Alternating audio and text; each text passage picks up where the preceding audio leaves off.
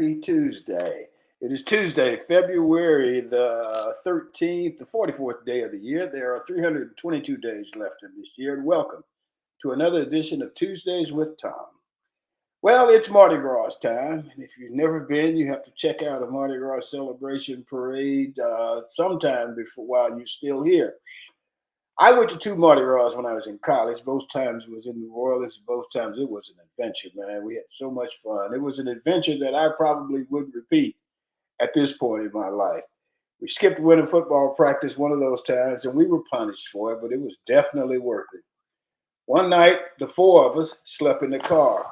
Another time, we showered at Tulane Athletic Dormitory. Still another time, we slept in this guy's parents' home who had left cots out for their son and his wrestling buddies, but we got there first. We scared the dog mess out of their dog, who wondered who we were sleeping in their living room. One of our trips was during the gas shortage back then. I think it was 73, something like that. And people were lining up at service stations all the way back to get gasoline. We did as well, and it took forever for us to fill up our car. I think it was the first time for the four of us. The second time in the car, a Volkswagen Beetle, it was just me and my good friend, Joe Nathan Allen. There was no danger. No one bothered us. It was fun, fun, fun. Still brings a smile to my face. I also want to say hello to my good friends at Auburn University, Auburn Advancement. I spoke to the group yesterday. It was good to see friends, good friends, everyone. And so thank you guys for having me, and blessings to all. So our G-list guests today are Melvin Love and Cecelia Hammond. Cecelia served as the Mobile Area Mardi Gras Association Queen in 2004. Melvin, who's also a native of Mobile, Alabama, served as a Mardi Gras King as well. So we look forward to having that conversation about the Mobile Mardi Gras celebration.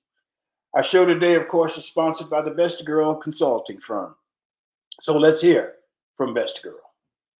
Best Girl is a consulting firm that provides customized leadership, access and inclusion, public relations, communications, and organizational consulting services. Clients include Fortune 500 companies, utilities, higher education institutions, small businesses, and associations. Best Girl's team of consultants, led by Joyce Gilly-Gossam, Emily Hedrick, and Sean Jones, partners with business and education clients to promote organizational effectiveness, communication, motivation, and leadership, with always an impact on the bottom line. Best Girl's customized consulting services include strategic planning, corporate communication, executive coaching, fundraising, and economic development. Okay, Best Girl customizes a solution that fits your needs. So let's get to our roundtable regulars, Barbara Wallace Edwards and Michael Walker. And I'm going to reverse the order today. And we're going to go to Michael Walker first. Michael, how are you, man? I am doing well this morning, TG. How are you? Oh, I'm doing great, man. Doing well. So we got a little surprise for Barbara. So you ready? 1, 2, 3. Happy birthday to you. Happy birthday to you. Happy birthday, dear Barbara. Happy birthday to you. So now we can bring Barbara on. And I got a surprise for you all. That was wonderful. Thank you, God, for that birthday serenade. You are wonderful. Yeah. We thought we'd surprise you, but I see you got the biggest surprise here. Happy Mardi Gras. All right. So, Barbara, we're going to start off with you then. Tell us about what you've been doing. Oh my goodness, Thom! I've been in Mobile since Friday, and it has been fun-filled events going on, from Mardi Gras balls to Mardi Gras brunches and breakfasts and parades and parties and festivities. It's been great. Having a wonderful time since I've been here. So getting a chance to see people I haven't seen in quite some time, and friends and family that I see all the time. So it's been a wonderful experience. So I'm trying to figure out, what is that, a mask you got? It is a mask that I'm wearing. And I'm going to take it off in a second because it's driving me crazy. Leave it on. I'm sure the people in the chat and the people watching want to see you wear it. Trying to get this hat on right too. Mardi Gras and a birthday. Oh man, all at the same time. All at the same time. Yes. Yeah, goodness. So I guess I normally ask you what's happening in your world. So I'll ask you anyway. And you can go Well, go to Michael first and let me try to look up some information that I have to share. Michael, how are you, man? Oh man, I'm doing well. In addition to it being Barbara's birthday and Mardi Gras season, February is also Black History Month. Yeah. And, growing up, I didn't get a lot of Black history and stuff. I remember sitting in class. I remember like in 4th and 5th grade, and they were talking about the history of the country and all the things that were going on. And it was so funny. I said to myself, man, Black people didn't do anything then to contribute to this country. You would But think. now I found out a little bit different, and I'd like to share a couple things with you. Elijah McCoy, born in 1844 and passed away in 1929. He had over 57 patents. Wow. He is the original and reportedly the namesake of the popular complimentary phrase, the real McCoy. He is the real McCoy. Okay. He invented, get this, the portable ironing board, which might be his most timeless invention. And the reason why he did it was, he did it because his wife complained of having to iron on uneven surfaces. Okay. So he invented the portable ironing board to make her life a little easier and to get some peace and quiet around the house. He is also the man behind the invention of something that every homeowner wants. And this is something I didn't know this. As a little boy, my grandfather would water the lawn, and he would put the hose in the water sprinkler out there and turn it on, and I put on my swimming trunks and I jumped through back and forth just having a good time.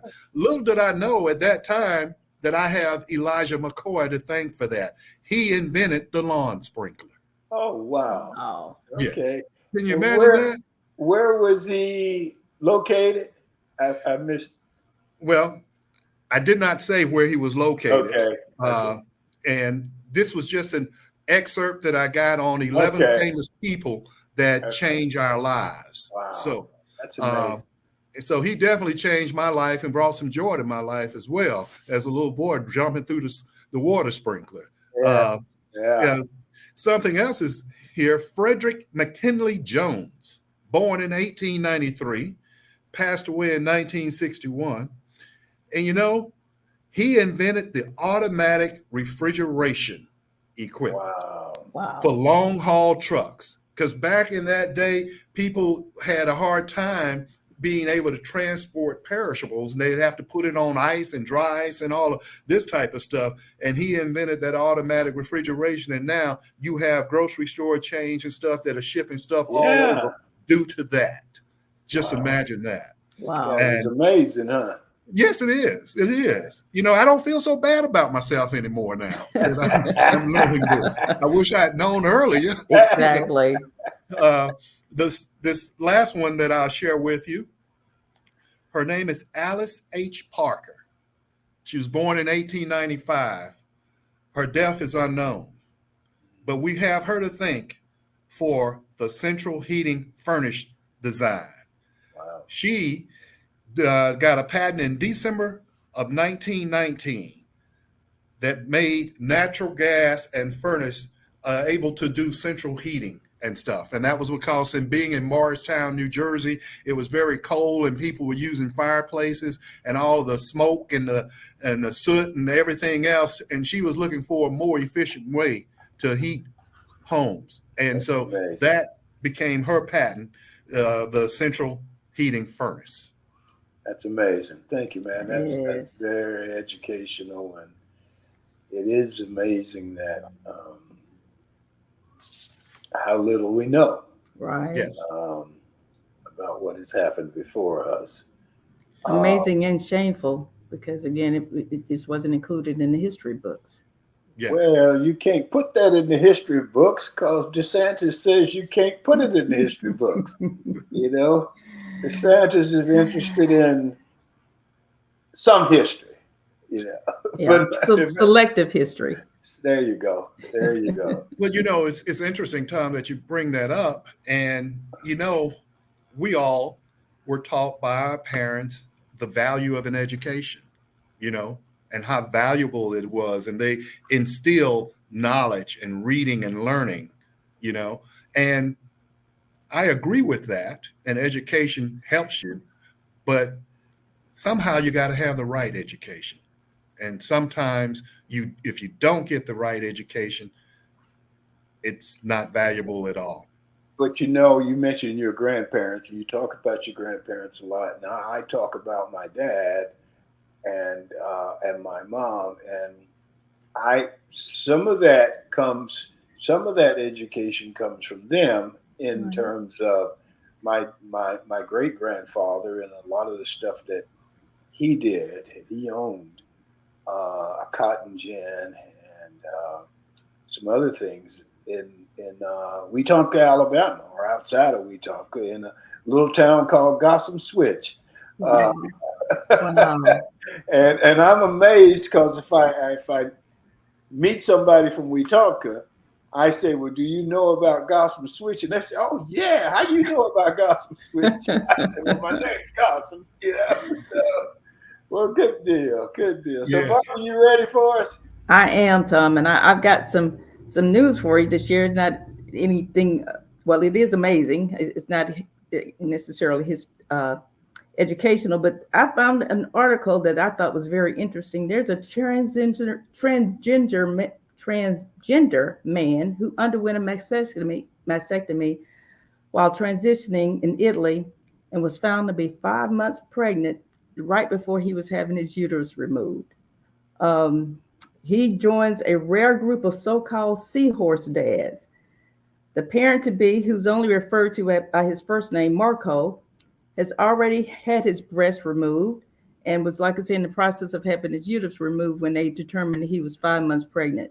And he's decided he's going to keep the baby. He's going to actually deliver the baby, and legally will be, he's going to, even though he's going to be birthing the baby, he's going to be legally known as the baby's dad, because he said after he delivers the baby, he will continue with the transition and will actually be a male. So Well, interesting times we're living in these yeah, days. it is. Yeah, it is. You're gonna have people mad at us now because they're gonna say we promoting stuff or whatever that We're, they don't agree with. we're just sharing knowledge, Tom. This is Sharing unfortunate. information. Oh, I'm with you. I think Right. that's interesting. That's incredible, really. It really is. Mm. Really is. What else you got there, Barbara? Well, there's other news. The National Labor Relations Board regional director has ruled that under U.S. labor law, Dartmouth men's basketball team members are considered the school's employees. The first nail in the coffin for the NCAA's uh, amateurism model that they have in place. So that's going to be really interesting. These now they're saying that they're eligible for benefits, insurance, and Wow. everything else. And this is, this is just going to, I think, going to start a firestorm in the world of amateur athletics in college, because now if they're considered employees of the university, they're saying they won't pay and they want benefits that everyone else receives as an employees of the university. Well, it hasn't been amateur in a long time. I don't know if it's ever been truly amateur. True. Um, that's going to be interesting. Yes, it That's is. going to be. You couple that with NIL, and How does it that changes. affect? How does that affect NIL? Right. You know? That's going to be interesting to see. How does that affect the transfer portal? How does it affect the overall game? Oh, yes. It's going to be, that'll be very, very interesting. So, Michael, I got one more. Michael, I got another thing. So, you guys watched the game, I'm sure, the Super Of Bowl, course. and the Chefs won. The Chiefs. You need to let people know why you call them the chefs. The chefs, because of that ad where the guy's trying to write Chiefs in the end zone on the field, and he leaves out the I, and so it becomes the chefs. Man, what a game, though, huh? Oh, it was a game. God, I was sitting there and when in my hotel room, and when they caught that last pass, I said mentally to myself, it's like, wow, they won. Yes, yes. And it was such an abrupt ending to what had been a great game, you know. That's interesting. So, Michael, I got something to ask you about the game. Tell me about Matt Gates. About who? Matt Gates. What does he have to do with the game? Michael's going to tell you. Thom's representative, Matt Gates from Florida. His wife asked him about the Super Bowl, and he promptly told her that they would not be watching the Super Bowl because they were doing the national Black anthem, which is Lift Every Voice and Sing. And he was upset about that and said, we're not going to watch the Super Bowl. He decided for her. Yes. And so her response, I can't remember, but she said something towards, well, who's going to do the halftime show? And he said, doesn't matter. We're not watching it because of the Black anthem. Yeah, that's my representative. Oh my goodness. You know, and it's funny that for him to come out and make a statement like that, and I doubt if he has ever sat down and read the lyrics of Lift Every Voice and Sing, or the history behind it and why it was invented and why it was adopted. I would venture to say that even for somebody like Matt Gates, if he were to educate himself, there goes that word again, educate himself on the history of Lift Every Voice and Sing, he probably would have a different perspective. Perhaps. And that's a guess. You know, I don't know, but I'm sure there's a lack of education there. And they're not. He's not interested in learning the history and being educated on that topic. I would imagine. Was just throwing out some red meat for certain people, right? Certain sections of society that will, you know, get all worked up. And evil informed like himself. Yeah, it's unfortunate, but that's who he is. I'm glad most people didn't follow suit with him, because I understand it was one of the highest rated Super Bowls in a long, long time. I think it was the highest. The highest, right? Yeah, that's what they said. So yeah, and it was great. You know, some people.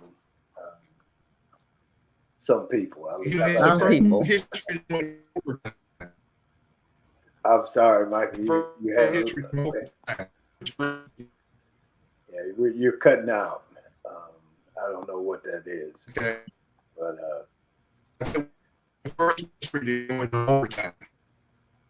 overtime. I heard overtime. Yeah, I hear that part too. Yeah. Yes. Okay. Yeah. Oh, it was a great game, and I was for the Chiefs, but I kind of felt bad for the 49ers. I did too. I don't know if you saw them over there sitting on the sidelines. They looked like they were in pain, bless their hearts. And I felt bad for the coach, because you know what happens now is one side wins, the other side loses, and then we got to pick the losers apart by what decisions were made, how many mistakes they made. What the guy made a decision at the time he thought was the best decision for his team. Right. And, it didn't work out that way. That's kind of the way it goes. That's true. How about Barbara? You got anything else for us? No, I'm ready to get to our G-list guest on. Okay, Michael. Well, the only thing I will say is I don't feel too bad for the loser team. They got $89,000 for losing. A piece. While you mentioned that, I like the Golden State Warriors, and I've always liked Klay Thompson. Everybody talks about Curry, and Curry's great, Right. but I've always liked Klay Thompson as well. And Klay was having a rough year, and they were talking about where they're going to trade him, and they need to get he's used up his usefulness. They need to let him go. And then I said, well, okay. Then I saw Klay makes $40 million this year. Let me go. Right. Absolutely. Well, I think he'll be okay. Yeah, that's why I say I don't feel too bad for the 49ers. They got each one made $89,000 for losing. Okay. Okay. Well, I want to get to a G list guest, but first, let's go to Sean because she's got a minute for us. Sean, you out there? Good morning to everyone joining in with us. My name is Shantia Jones, and this is Got a Minute. Tomorrow is Valentine's Day, and I hear they said that all is fair in love and war. So to balance the scales, I'll be talking about boxing. Born Cassius Marcellus Clay, the future world champ who changed his name to Muhammad Ali in 1964 after converting to Islam, defeated the heavily favored Sonny Liston in 6 rounds to become heavyweight champ, after which he famously declared, "I am the greatest." The loquacious Ali was boxing's poet laureate, composing verses in which he taunted his opponents and praised himself. His ambiotic perimeter was so popular that Columbia Records released a 1963 spoken word album called "I Am the Greatest," in which the 21-year-old rising star performed his poetry. Something new for this fight. I done wrestled with an alligator. That's right. I have wrestled with an alligator. I done tussled with a whale. I done handcuffed lightning, throw thunder in jail. That's bad. Only last week, I murdered a rock, injured a stone, hospitalized a brick. I'm so mean, I make medicine sick. Bad dude. Bad. I like to say happy birthday to our very own Barbara Wallace Edwards. Thank you all for joining in. My name is Shantia Jones, and this is Got a Minute. Thank you for that, Sean. Oh, thanks, Sean. That's great. Muhammad Ali, man, I got a picture of Muhammad Ali and me when I was in college at Auburn. And I was in a journalism class, and we got to cover his press conference. And when his press conference was over, we all went outside to wait for him to come out. And Mr. King, who was the university photographer, told me, said, if you go over there and stand by him, I'll get a picture for you. So I went over there to stand by him, and he saw me coming, and he went into Joe Frazier. He started throwing punches by my head. And so in the photo, I'm leaning back, trying to get away from him, but I was letting him. I didn't even fake like I was gonna punch back, because I didn't want to get knocked out right there in the Haley Center. So, Ali said he's so fast he turned the light switch out and be in the bed before the room turns dark. I love Ali. I met these guys from the Negro Leagues, and we're going to have some of them on later on this spring. They played in Birmingham for the Birmingham A's, and one of the guys, these were much older. They were older men at the time that I met them. And they signed balls for me and everything. And one of the guys said he was so fast that he hit a blue darter back up through the second base hole. And he said when he slid in the second, the ball hit him. Wow. That's fast. That's super Anyway, well, let's go to the G list so we can talk about the Mardi Gras. Hollywood has the A list. Here on Tuesdays with Thom, we have the G list. And our G list guests today are Dr. Cecelia Hammond, who is a former Mardi Gras queen, and and Dr. Melvin Love, who is a former Mardi Gras king. Let me just go back and say Dr. Love is a principal at Oxmoor Valley Elementary, and Dr. Hammond is a dedicated and compassionate board-certified psychiatric mental health nurse practitioner. So let's welcome them on to the show. So good morning. Good morning. Good morning. How you guys doing? Doing We're well. well How this are you? morning. Okay, so who wants to go first? Do we go ladies first or the king Absolutely. first? Absolutely. Okay, Cecelia, so you were the Mardi Gras queen. Tell us about that, what that's like. Yes, I was the Mardi Gras queen in 2004, 20 years ago. It was a great experience. It was something that I always wanted to do as a child. I remember going to the luncheons with my mom and seeing the queens dressed so elegantly and nicely and the kings and just spending time with my mom and my dad. My dad was a longtime member of MAMGA, which is the Mobile Area Mardi Gras Association. And when I told them that I wanted to be queen, they were just so excited. And I remember submitting my application and I was selected. And it was just a great time for my family. We always get together during Mardi Gras. We attend the parades together, the balls. It's always just a great time to spend with our family. And I just remember 20 years ago, I remember the balls, the luncheons, the parties, the dances, just the laughs and the great times that we had. My mom and dad, they're no longer with us, but I hope that I have made them proud because it was just such a joyous occasion and they loved Mardi Gras so much and they really instilled in us the having a good time, always the education. They instilled us at having a great education, like Mr. Michael discussed earlier, but just having a great time at Mardi Gras. And it was always a great tradition in our family. And this year, my son is serving on the Mardi Gras court. So during my 20th year reunion. So it's a great time. He's excited to ride in the parade.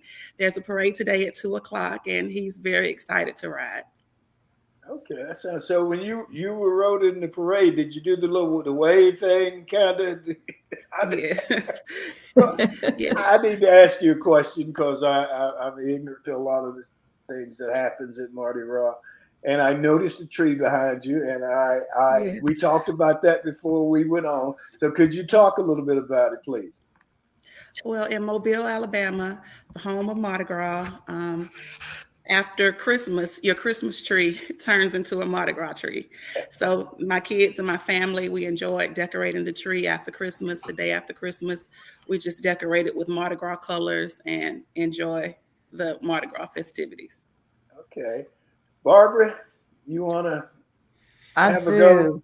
Thank you so much for joining us, Dr. Hammond. And if you would, I don't know if you feel like putting your crown on. I know it's pretty heavy, but if your crown, if you want to put that on and show it to everyone, we'd love to see Yes. it. It's absolutely gorgeous. Thank you. This is my crown. It was designed by Dynasty Collection. And it's had, you may not can't see it, but it has some personalized symbols, some things that I enjoy. I'm a member of Delta Sigma Theta sorority, and I have that on my crown.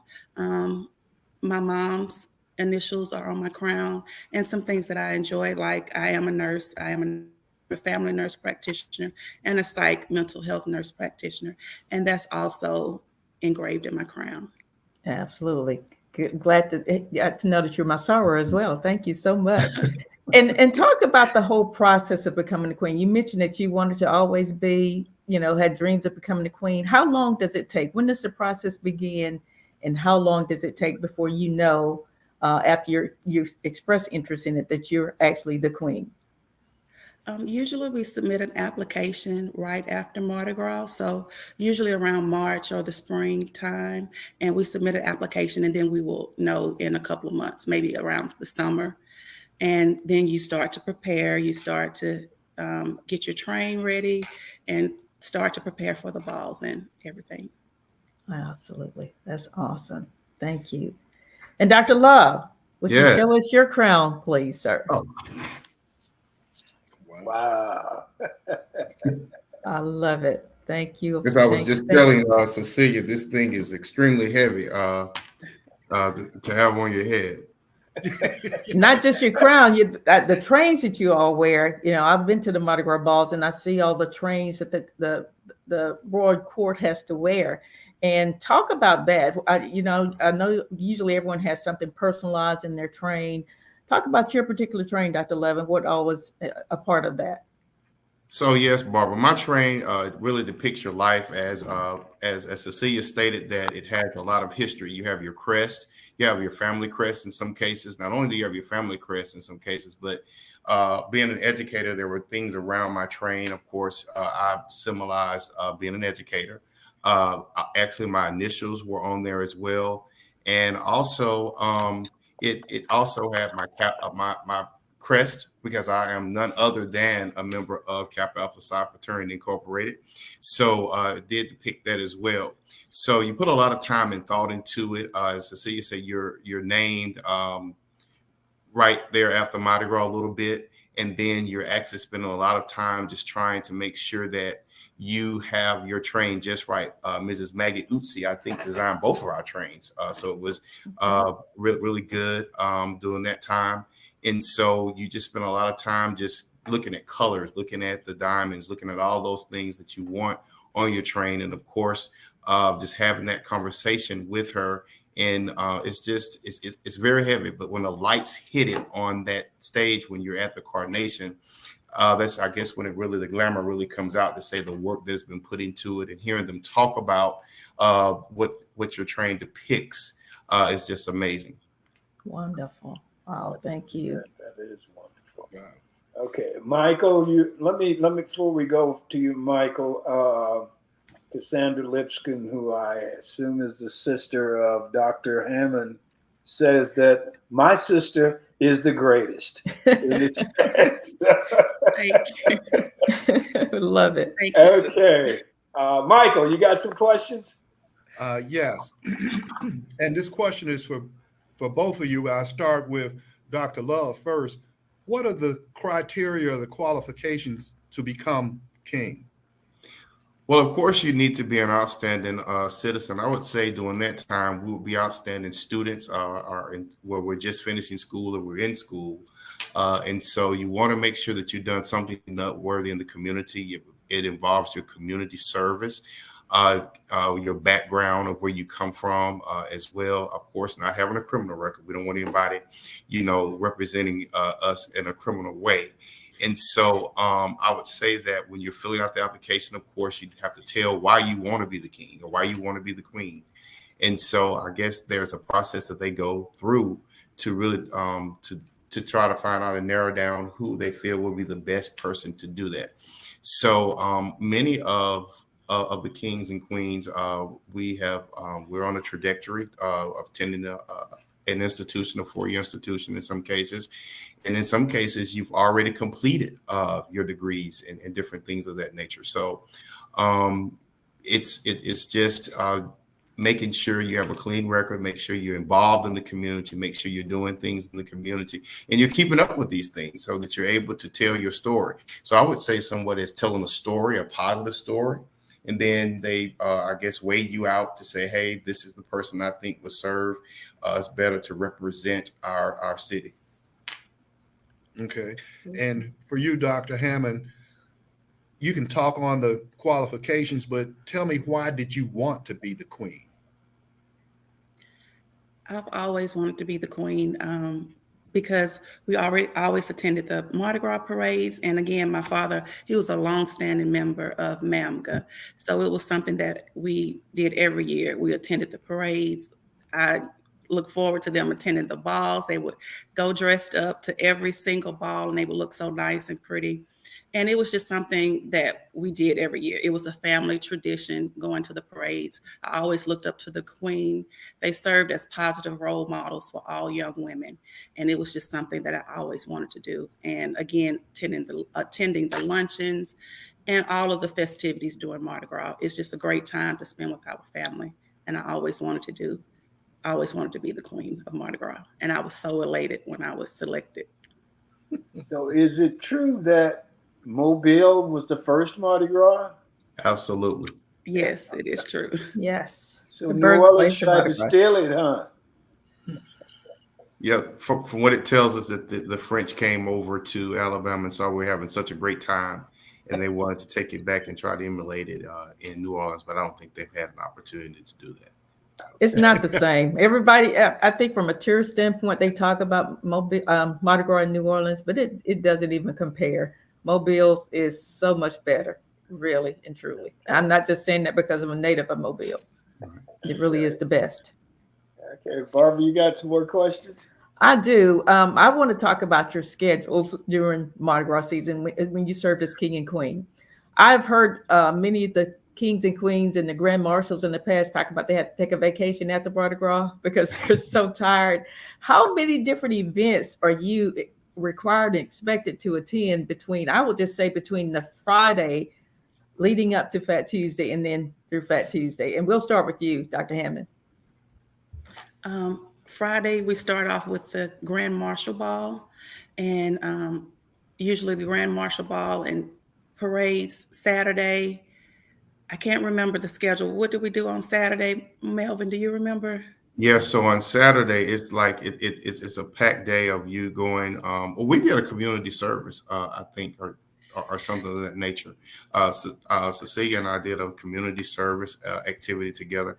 So I'm gonna bag up a little bit. I think Cecelia and I were on the court together. Oh, wow. Okay. Right. We were on the court together. So we 1999. served on the court in 1999 together, but I don't think that we ever thought that we will. Well, we knew we wanted to be king and queen, but I don't think that we ever thought that we would be king and queen together. So Saturday is really packed as well. You're attending, activities that people have invited you to.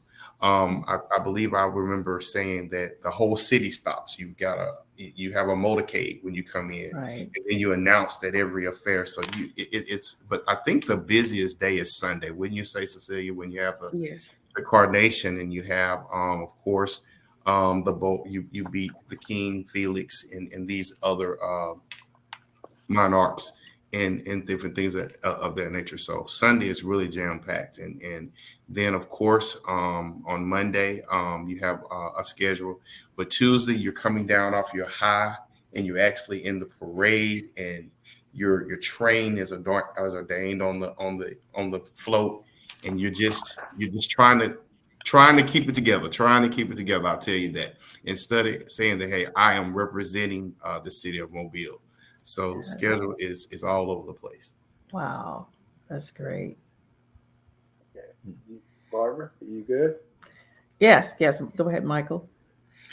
I want to switch the topic, and we can come back to this, but because you both are in education and have gone above and beyond when it comes to education, and I like to start with you, Dr. Love, and being that you're a principal and what have you, can you tell us what's going on now when it comes to the education gap between young men of color and women of color? Because the statistics show that most women of color are going on to get graduate degrees and what have you, but very few young men of color are even attending college. And there's such a big disparity there. Can you enlighten us on that? Sure. So, Michael, very good question. What's going on with the men of color and African American men? Mentoring. There's a lot of mentoring that we need to really get involved in. I tell people all the time, before you can educate a child, you have to educate the whole child. And sometimes we forget about the mentorship, teaching them class, teaching them stability, teaching them how to be men. Because they're in some homes, you have the parent of a male figure that's absent. You may have an uncle, you may have a grandfather, you may have a cousin, you may have a relative.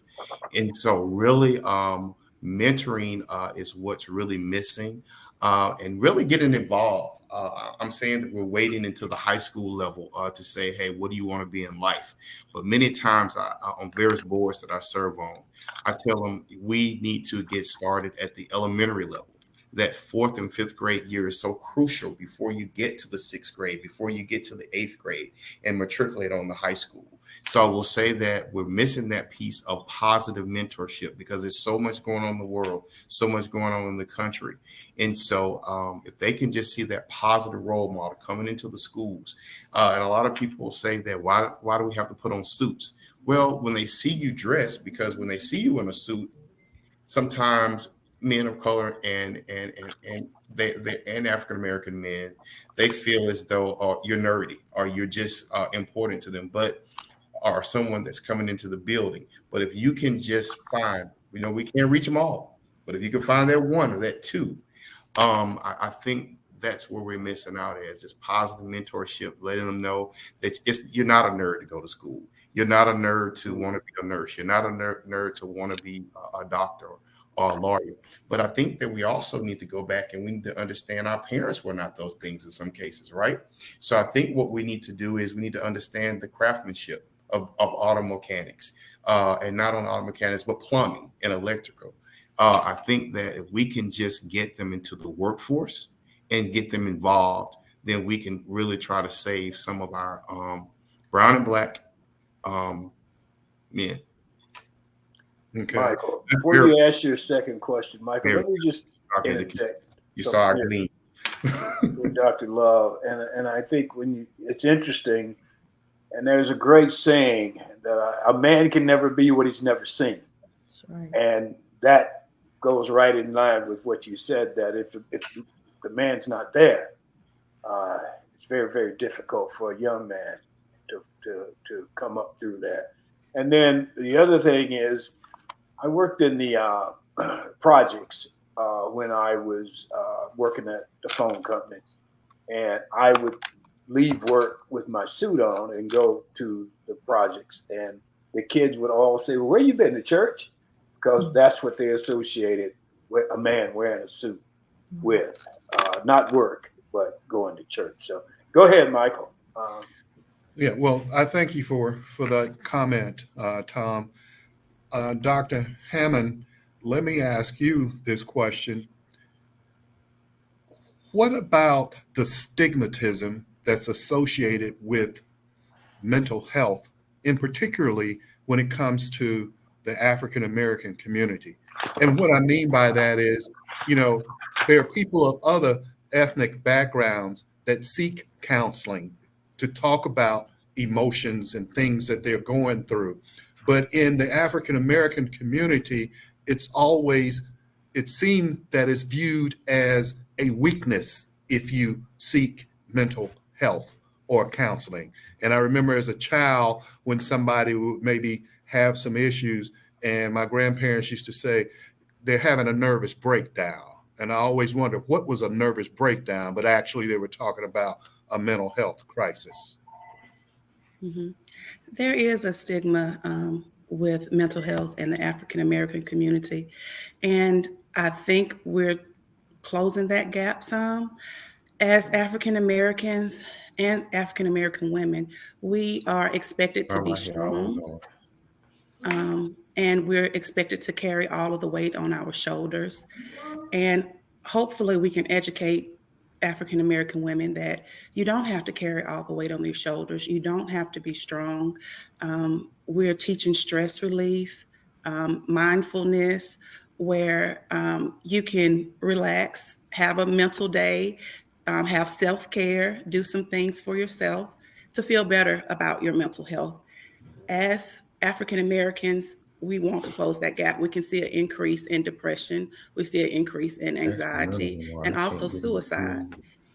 And we're trying to close that gap right now because as African American people, we do not want to go in for therapy or psychiatric help because we feel that that is a weakness. And hopefully we can close that gap for the African American community. I've noticed that after COVID is when anxiety increased, depression increased.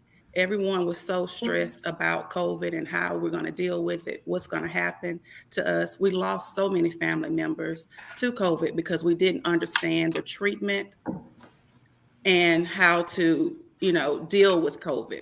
And there were so many African Americans stressed and just didn't know what to do about COVID. So that's when I decided to go back to school to get my psych mental health nurse practitioner degree, because I would like to help close that gap for the African American community and kind of educate everyone about mental health, about stress, about depression, about anxiety, about dealing with the common day things. As a mother, as a working mother, wife, church member, sister, aunt, cousin, we think we have to take on everything and fix everyone else's problems. But sometimes we need to focus on ourselves and have stress relief, mindfulness, take care of ourselves, have a day where you get your nails done, have a day where you get your feet done or your hair done and just, relax and just take some mental time for yourself.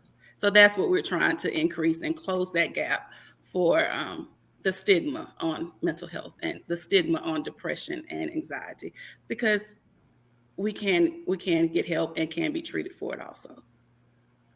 Dr. Hammond, let me just tell you that I get my feet done regularly and I get my hair cut regularly. So, and let me just say, Dr. Hammond is a board certified psychiatric mental health nurse practitioner and a family nurse practitioner. And Dr. Love is the principal at the Oxmoor Valley Elementary. And I just wanted to make sure that we stated that, put that out there. Anybody else got anything else? I want to tell them you can go ahead and take your crowns off now. I know those are pretty heavy on your head. So thank you for wearing them that long. We do appreciate that. Okay. You both mentioned, that you were part of the Royal Court in 1999. Now, what all does that entail? I mean, I know there's several members of the Royal Court, and I don't even remember myself how many, members and what those roles are, but I know there's a pretty large court. If one of you want to take on that and talk about the court. Melvin, can you hear us? Yeah, I think I can hear you now. Okay. So the court, our court was pretty large as well. Basically, the court entails when you're in college and things that you've done again, noteworthy when you're in college, painting that application to make it seem as though you're involved in the community, which you are involved in the community. Your GPA is sustainable for what you need to do. I think there's like a GPA margin there, of course, and many of us were in fraternity and sororities as well at our various institutions. And so it was just, we were young. I think I was in my late 20s, early 20s. I'm sorry. I was a king in my late 20s. Right. So I think that you have a lot of lasting relationships that you meet during that time as well. And when you go into and you see the court as you see the court now, you share with them, hey, I was on the court in this year. I was on the court in this year. And so actually just seeing the court on Sunday night, as we were walking out, I was escorting Cecelia. I said, Cecelia, it's actually been over 25 or right at 25 years since we've been on the court, and then 20 years of being the king and queen monarchs for Mobile Area Mardi Gras Association. And she was like, we getting old.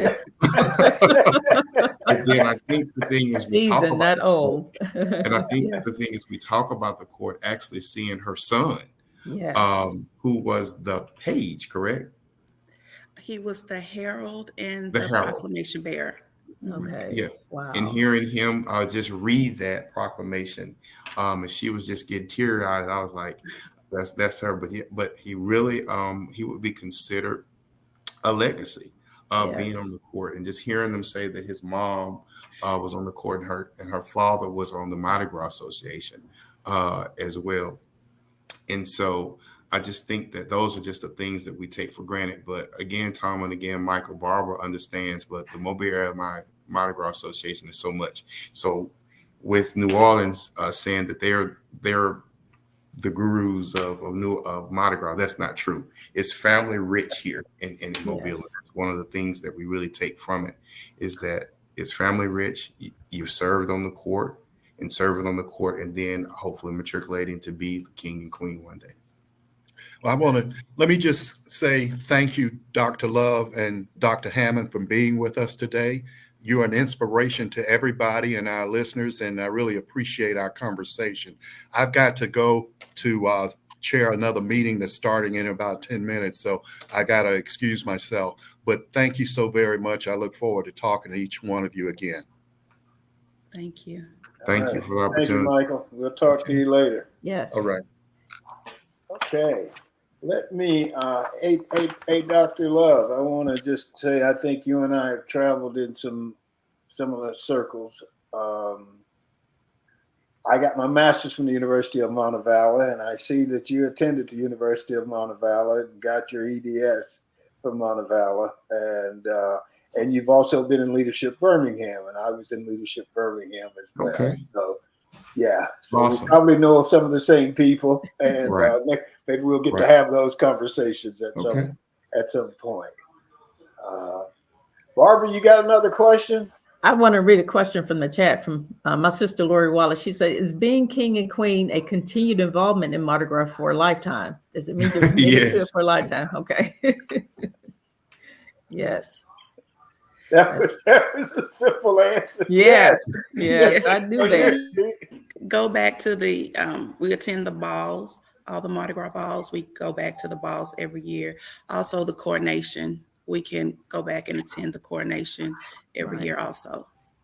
That's great. All right.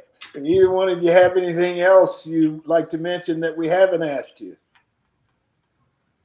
Well, we Miss certainly. Barbara, will you be attending the parades today? I most certainly will. I most certainly will. As soon as we get off the show today, I'll be preparing to get downtown and participate. Where are you guys going to be? So I'll be looking for you.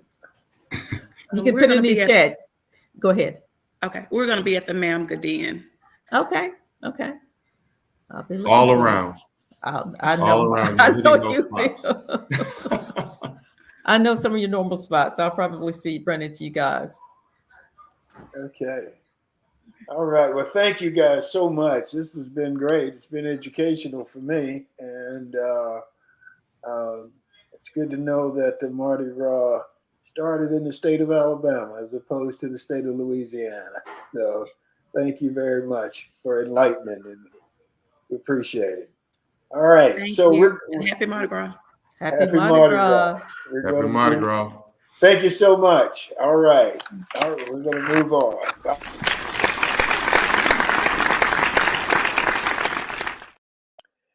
Okay. Well, my closing comments for today, or as I see it, is going back to the game. And Taylor Swift flew from Japan to make the Super Bowl in Las Vegas. Then she flew back to Japan to get back to work. I guess since the season's over, Travis Kelce will be showing up at some Taylor Swift concerts. Second thing is the former president says he is responsible for the amount of money that Taylor Swift makes because he signed the Music Modernization Act, which modernized the copyright laws and allowed the artists to make a little more money. And his message to Taylor Swift is don't be ungrateful. Don't be disloyal to the man who made you so much money.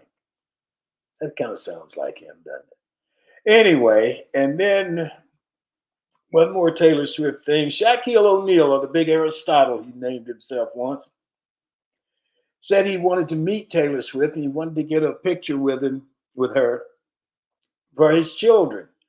Well, he got to meet her after the game on Sunday, and he did get his photo, and he says, now I am done. So we're just going to close out by saying to all of you who will be available and who are willing to enjoy Mardi Gras somewhere if you can. And that is how I see it on this 13th day of February in the year 2024. And that's our show for today. We want to thank the audience. We appreciate you. We want to thank our G-list guests, Dr. Love and Dr. Hammond. And we want to hold on just a second here. Yeah, that's right. And I want to thank the people from Auburn who invited me yesterday to speak to the advancement group. So thanks again to our TWT team, Barbara, Sean, Emily, Michael, and Joyce. And that's it for this February the 13th. Oh, one more thing. February 14th is Valentine's Day. It's also the day that the Bob Marley movie opens at a local theater, and I'm sure it's going to be worth seeing. But I'll tell you this, there's a Bob Marley, if you like reggae, there's a Bob Marley documentary on Netflix called Who Shot the Sheriff. It's outstanding. And if you get a chance, you may want to check it out. So that's it for this February 13th. Remember, a day without a smile is a day wasted. If you've got an extra one, give it to somebody else today. Enjoy yourself. Make every day count. Stay safe. Peace.